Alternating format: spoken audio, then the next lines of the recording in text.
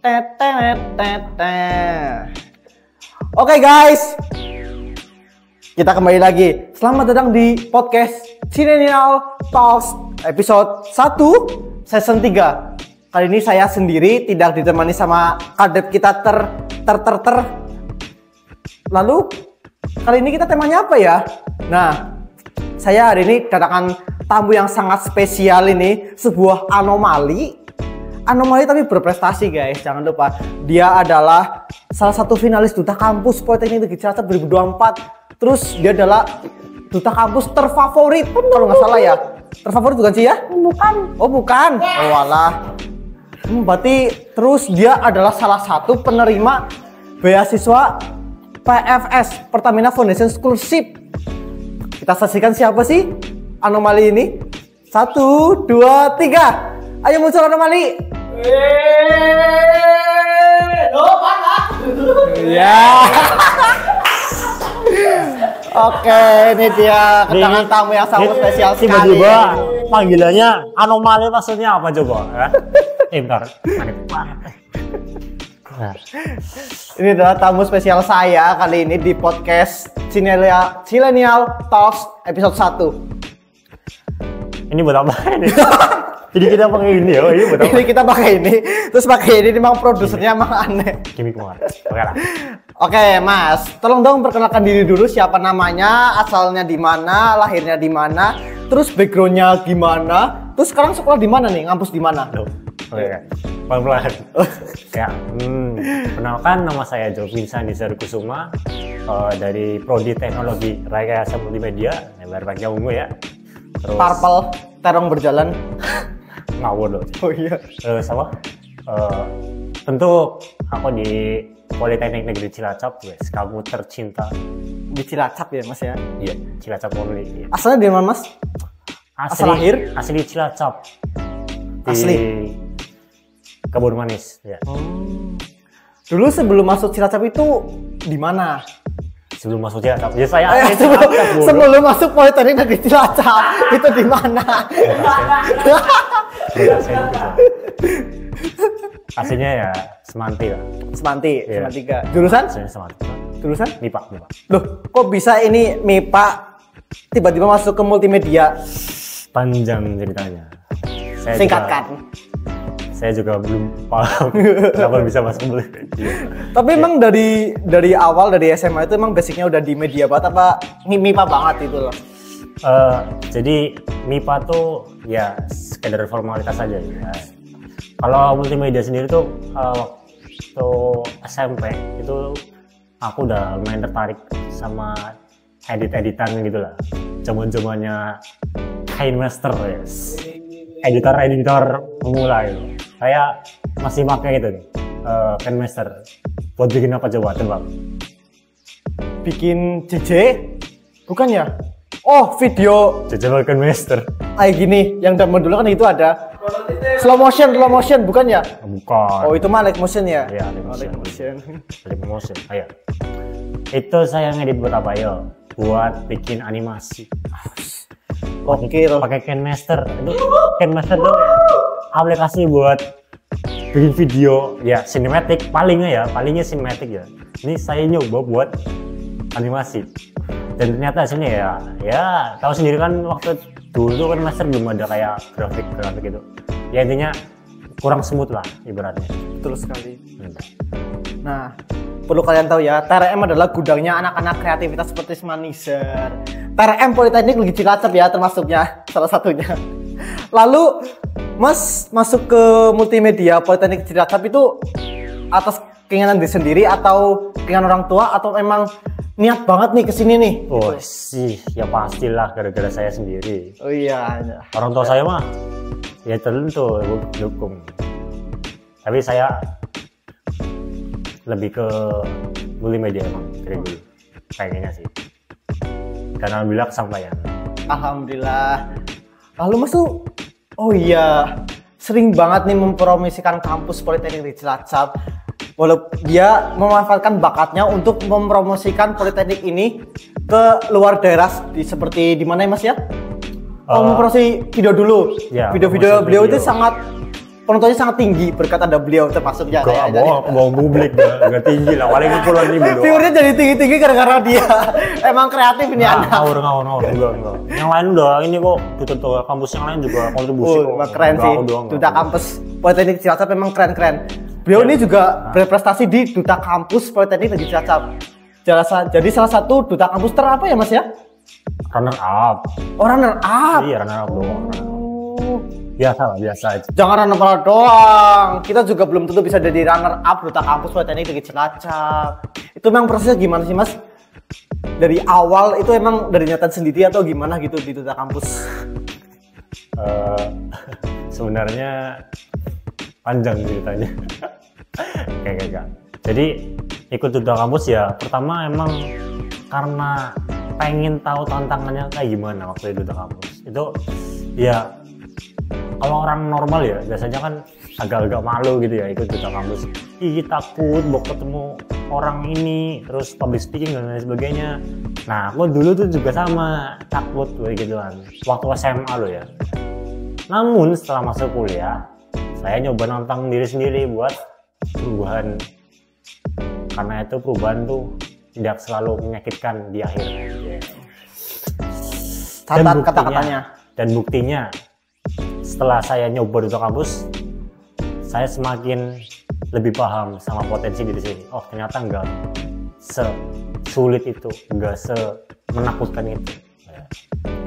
Di Duta Kampus juga Mas Nizar ini menjadi lebih baik public speakingnya semenjak ikut Duta Kampus dan ikut mempromosikan kampus juga. Sebenarnya public speaking enggak terlalu ini sih baik karena kadang ada orang juga paham saya ngomong apa.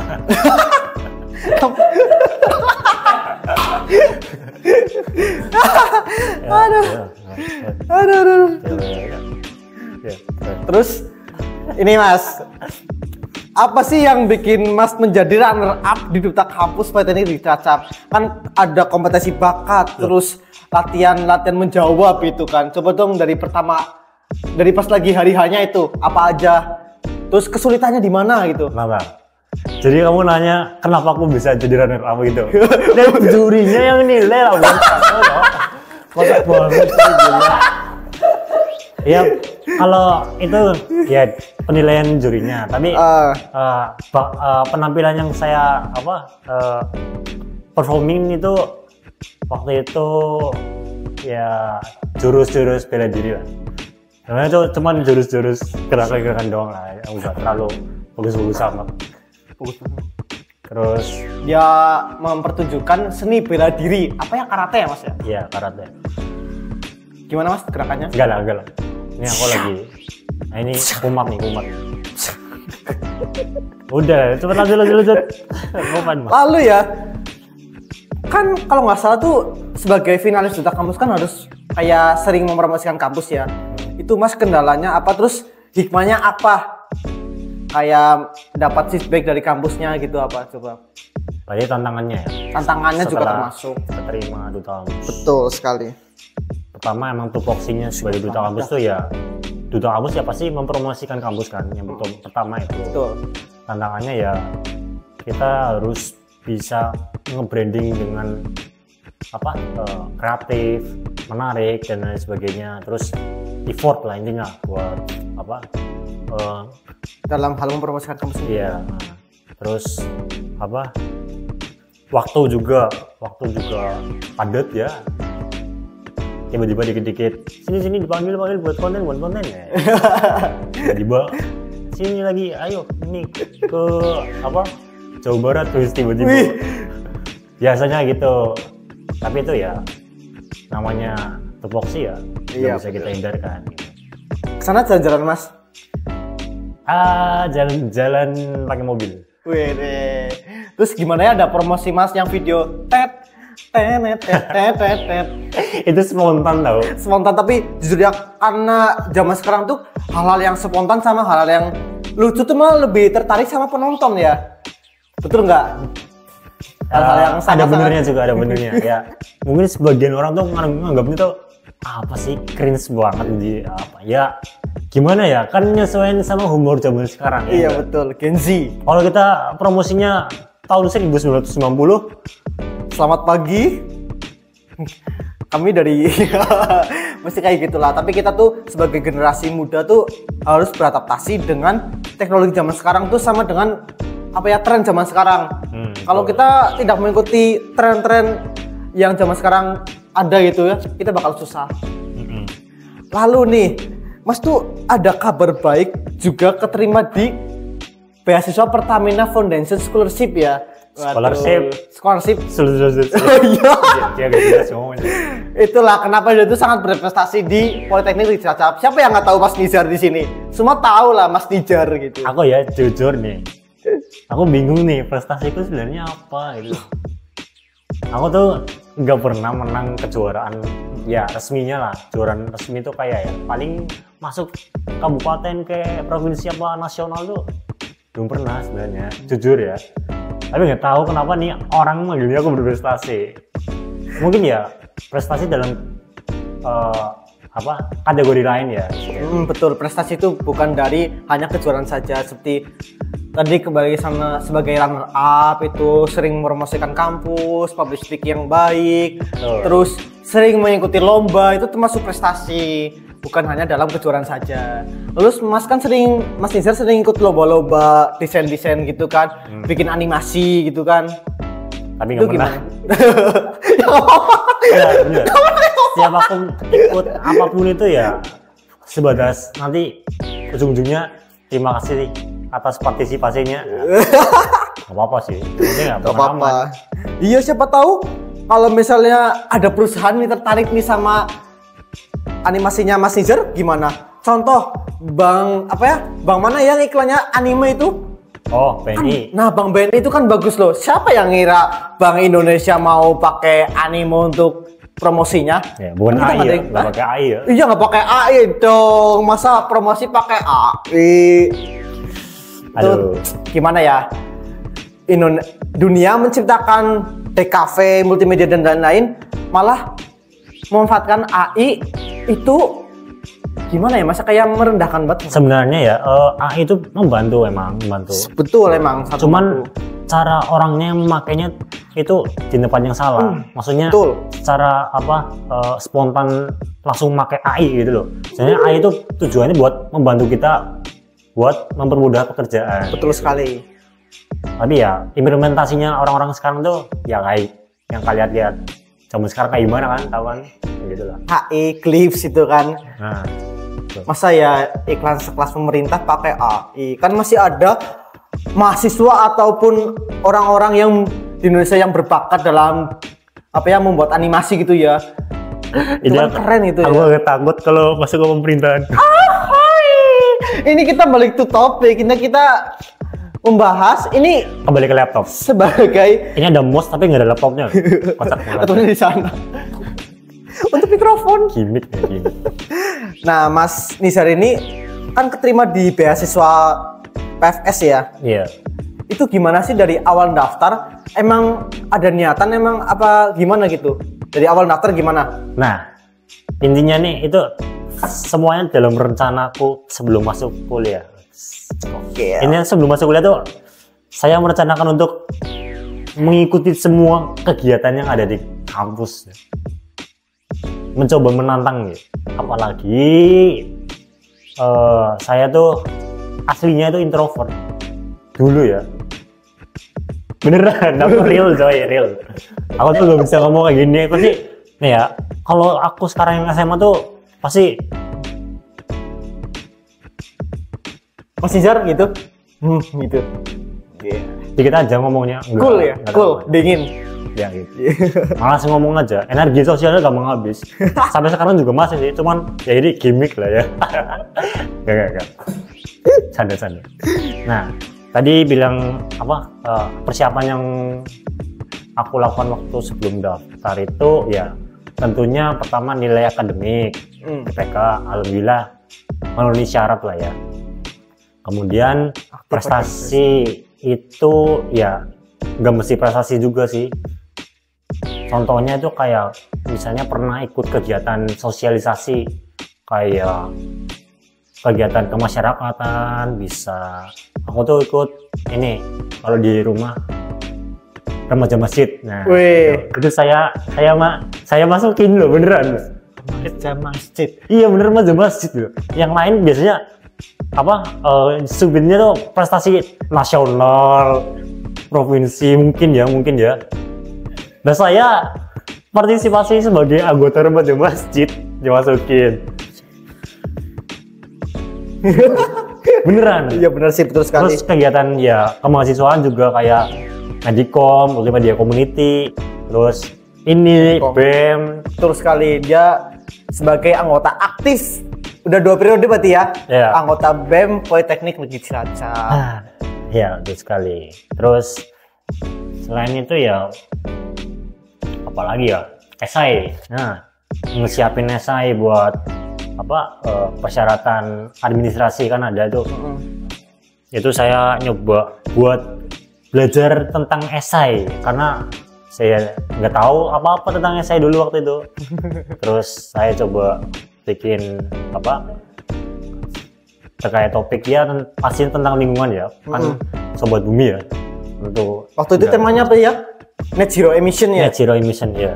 Sampai sekarang juga temanya masih sama sih. Iya, cuman diganti kata aja gitu ya Mas ya.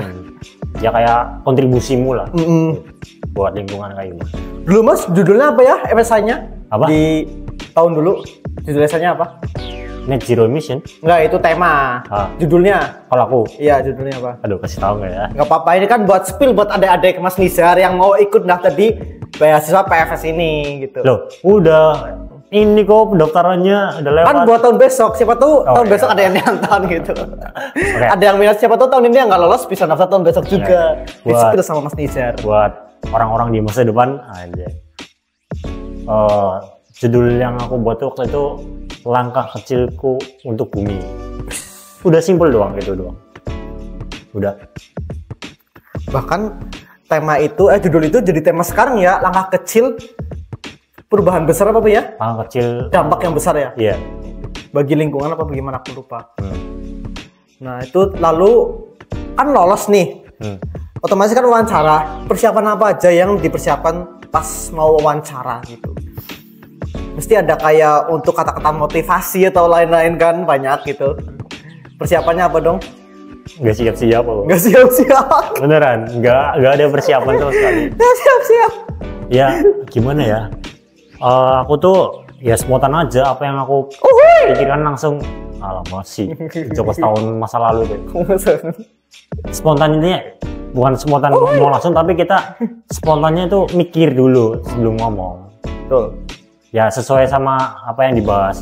Terus waktu itu ya tentu wawancaranya ya terkait diri sendiri ya. Tentang esainya gitu. Tentang esainya, terus tahu beasiswa ini dari mana, kemudian apa yang kamu tahuin tentang beasiswa ini apa gitu. Lalu apa ya, kan mesti ada kalimat motivasi gitu ya. Dulu Mas gimana sih kalimat motivasi Mas gitu di beasiswa ini? Motivation letter ya bahasanya apa ya? Dulu aku nggak ada. Dulu nggak ada ya? Nggak ada. Tapi mesti ada pas lagi wawancara gitu. Iya, kalau pas wawancara ada. Kenapa motivasimu ikut beasiswa itu apa? Ya, ini. Saya mencoba untuk apa ya? Kan ini kan terkait lingkungan ya. Kan di PNC kan ada teknik pengendalian pencemaran lingkungan ya. Betul. Pasti ya mikirnya emang apa korelasinya sama multimedia lingkungan kan, bingung tuh. Tapi saya nyoba buat mensinkronasinya dengan baik, maksudnya mengintegrasikan, menggabungkan antara multimedia dengan lingkungan gitu ya. Apa caranya? Tentu bikin konten-konten tentang lingkungan. Betul. Bisa dengan memanfaatkan skill di multimedianya gitu ya Mas ya. Ya, jadi saya mencoba untuk menerapkan hobi saya ke lingkungan gitu intinya. Keren. Kayak misalnya saya ingin mempromosikan ingin mengajak teman-teman itu dalam mengolah sampah yang baik, terus mendaur sampah, terus membuang sampah dan lain-lain dengan style multimedia yang kece abis gitulah ya bahasanya ya. Lalu habis itu apa sih setelah wawancara, kan wawancara udah lolos nih? Iya. Berarti habis itu apa? FGD ya? Iya, fokus group discussion. Itu persiapannya apa Mas? Kalau boleh tahu gitu. Persiapannya itu kamu tuh nanti akan diberi studi kasus terkait lingkungan di suatu daerah. Intinya itu ya. Nanti kamu menyelesaikan masalah terkait masalah baik geografi, sosial dan lain sebagainya, ekonomi gitu. Harus Gitu. benar-benar disiapkan dari Nah, jadi- sebelum SGD itu mulai. Iya, jadi banyak-banyakin riset terkait lingkungan, terkait tiap-tiap daerah dan energi bersih. Betul sekali. Karena negara Indonesia lagi gencar-gencarnya apa ya, kayak membangun Target Target net apa zero kayak emission iya. 2050 apa 2060 saya lupa. Nah, Tuh, seperti membangun apa ya, kayak PLTA, terus PLTS. Itu kan langkah kecil lah, atau langkah yang diupayakan negara ini untuk dalam menuju apa ya, net zero emission. Udah sore kayak ini loh. Dari tadi aku kayaknya ngomongnya muncrat. Oh iya. Aduh. Sudah haus. Apa enggak haus? Enggak, ini udah sore kayaknya deh. Lalu nih Mas, Gelap. kata-kata motivasi Mas untuk generasi di bawah Mas sama untuk adik-adik tingkatnya agar lebih bersemangat dalam Di kuliah. bawah mana? Di bawah mana? Hah? Di bawah sini dong. Kata-kata motivasinya untuk adik tingkat gitu. Tuh nggak pandai Agar aku lebih- bikin kata-kata. Agar lebih bisa berkarya, berprestasi, atau mungkin kayak lebih apa ya, menjalani hidup lebih baik dan bermanfaat untuk lingkungan dan masyarakat gitu. Oke. Secara umum ya, tentunya ya kalian tuh harus percaya akan namanya konsisten.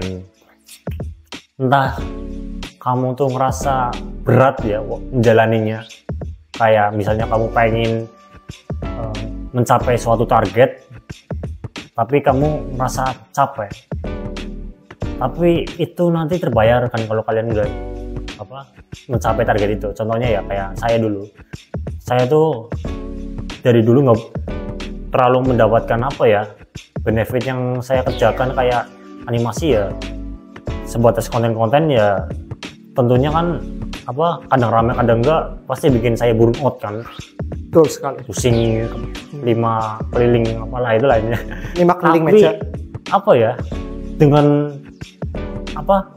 kebiasaan kita yang selalu berat-berat kayak gitu, nanti kedepannya kita jadi lebih terbiasa sama sesuatu yang berat-berat, dan juga kita mempunyai progres walaupun 0,1%, tapi itu nanti lama-lama jadi 100% atau 10%. Iya, jangan 100%, masa progres 100% dong. Jadinya 10% berapa lah, 100 sudah persen.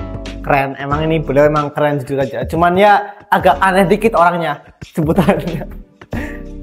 Tapi terima kasih Mas Ijara atas kehadirannya di sini untuk menemani saya dalam podcast episode 1 ini. Semoga sejahtera selalu, sehat selalu, dan selalu berkontribusi untuk masyarakat. Amin. Sekian dari saya, Fuzan Akmal Adiatma sebagai host. Sekian dari saya, Nizar Jovica Kusuma, dari Narasumber apa ya? Ini narasumber ya maksudnya ya? Sumber Nara. Sumber Nara. Kita ketemu lagi di next episode. Dadah. Dodo ya. Kita Oh ya, gua aja ding kali ya. aku kan narasumber tadi. Dadah, bye. Apa sih?